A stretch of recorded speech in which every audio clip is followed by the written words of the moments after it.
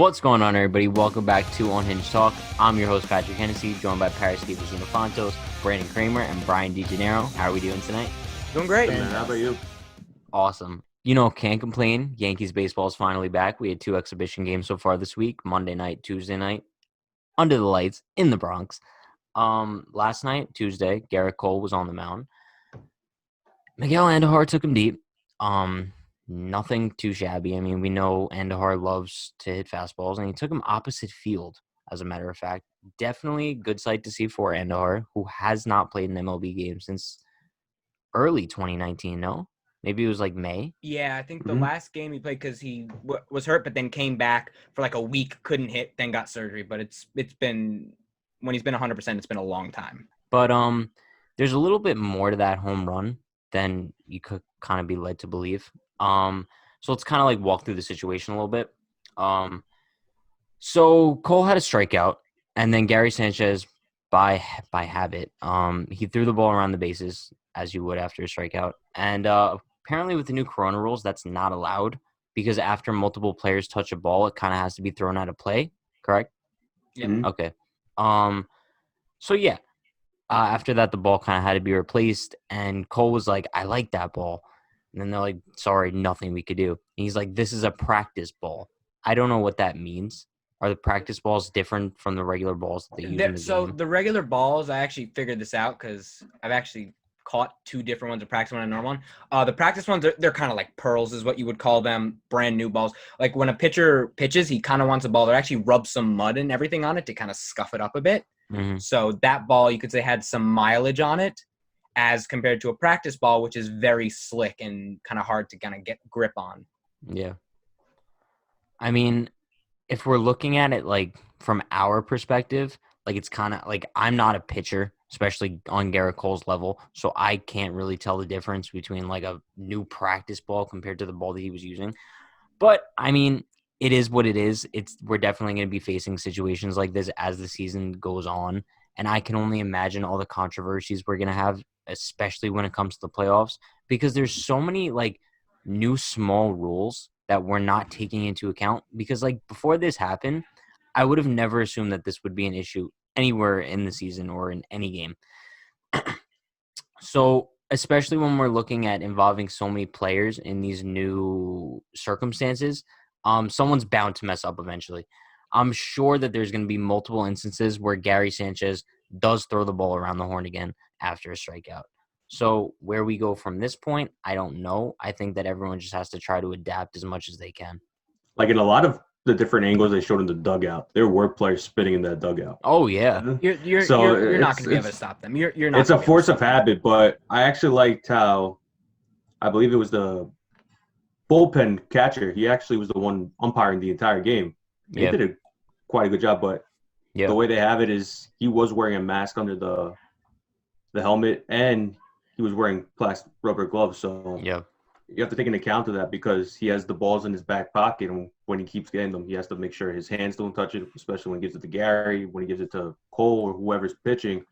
And also, a lot of every single coach in that dugout had a mask on and gloves. Yep. So- Even Boone. I mean, even Stanton had a mask on in the dugout, and then he took it off once he got to the plate. Yeah. But personally, I loved seeing Gerrit Cole kind of get pissed off over this situation. Not only because like it just shows his gamer mentality, but like this is an inter squad game, and Cole is pissed over not having his right ball. Like I think it just shows like how hungry he is, and like no matter what level of competition he's playing at, he gives it 110%. And like this is something we already knew, kind of like from last year when he was with the Astros, him itching to get in the game in Game 7 of the World Series. But it's such a beautiful sight to see, to have a pitcher that genuinely cares about performing well in New York. Just quick kind of side thought, just because you mentioned the Astros. With the new rules of no brawls or anything, the Astros are literally going to have to take anything thrown their way, and they cannot fight back. I just thought of that. I mean, there would be heavy fines, though. Like, heavy. Well, yeah, but for what If you Manfred really- did, if they cannot fight back, you know that they're just going to have to take a mid-90s fastball right to the ribcage. This is But then actually a so question. would the other team as well. I mean, Yeah. Yeah.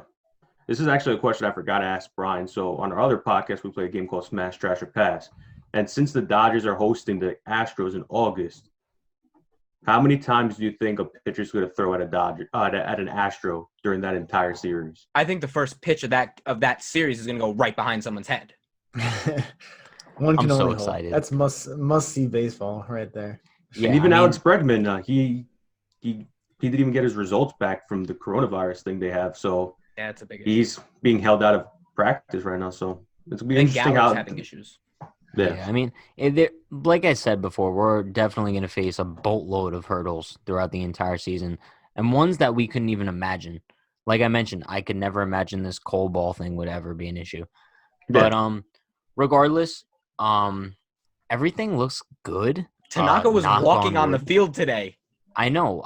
It's kind of weird seeing He's not everything run smoothly as it has for the Yankees. Then again, it's only been a week. So we have time. Like Para mentioned, we have I think they have 4 exhibition games. I think against it's 3. three exhibition games against the Mets and the Phillies before the season starts. So we'll definitely have some more games to get in to see them play. Honestly, like there was really no bad takeaways from either of these two inter squad games. I don't know, but the pitching looked dominant. Like in all capacities. Monday night when Hap went up against Clark Schmidt, both of them just looked dominant. Clark Schmidt especially. His stuff was disgusting.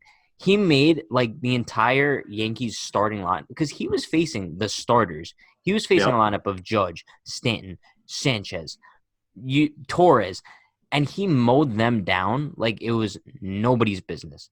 Now, I don't know if you can contribute that to Schmidt just being nasty, the players not facing live pitching in a while, or a little bit of both. But either way, he was disgusting. Oh, his stuff is amazing.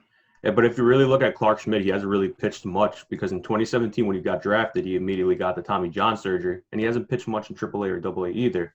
But we knew he had filthy stuff. But when what is his strong pitches? Sinker? He throws it's two-seam/sinker, slider, curve, and I believe he has a changeup, but he's a two-seam in on the hand, soft stuff away kind of guy. It's a very good repertoire. He would have been a top 10 pick in the draft if everyone knew when he was getting drafted that he was a month removed of Tommy John. They drafted him in 2018, no? 2017. 2017, yeah. And he had Tommy John, I think, right before that, or maybe got it just as he got drafted. But out of all of our pitchers in our farm, he has the best stuff and suits, and he's the best fit for an actual starting job. He with his two-seam fastball doesn't hit the barrel.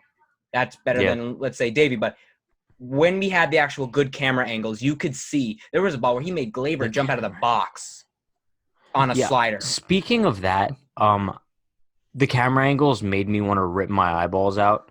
It was so random because they had the camera positioned in the outfield that gave us like the normal broadcast view, but it seemed like they only panned to that when like there was a big hitter up at plate. So only when like Stanton, Sanchez, Judge were batting, that's the only time they would pan to that outfield camera angle.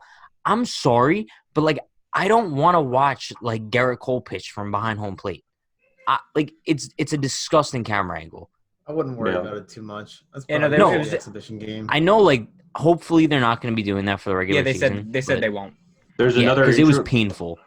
There's another intra-squad game tomorrow, and it's going to be Jordan Montgomery versus Debbie Garcia. Is it televised? Yes, it's going to be televised. Go. So tonight, technically. No, yeah. It's tonight. Yeah. And then in a couple of weeks, I think the week before the season starts or the week of, the Yankees are going to be playing the Phillies and the Mets in 3 exhibition games. So hopefully we have some good camera angles then. You can see Gerrit Cole warm up against. Yeah, I would think for the exhibition games, they have to have the good camera angles because that's just people managing the games. It just doesn't make sense to me because I would understand if they didn't have access to the outfield camera, but they clearly did because they kept giving us glimpses of it. But let's not get too caught up on that because I could rant for a day about that. But but yeah, I want to say that that's all we kind of have for today. Bottom line, Cole is a beast. Cole is a gamer.